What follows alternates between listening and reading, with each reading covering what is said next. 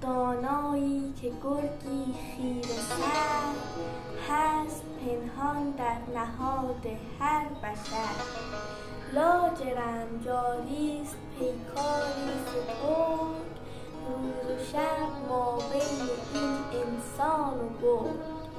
زور بازو چاره این گرگ نیست صاحب اندیشه داند چاره چیست.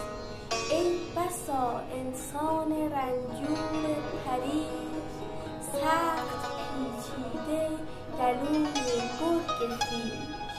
وی بسا زورآفرین مرد دلیر هست در چنگال گرگ خود اسیر.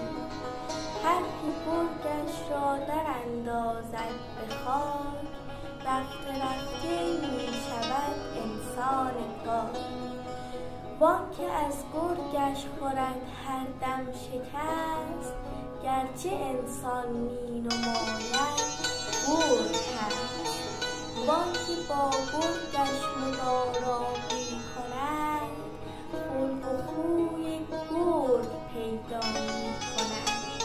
در جوانی جان گرگت را بگیر وای اگر این گرگ گردد با تو پیر.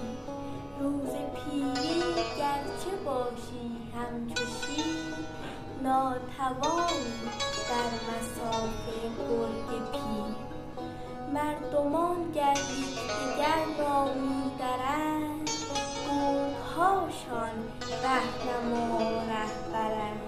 این که انسان هست اینسان دردمند گرگ‌ها فرمان روایی می کنند.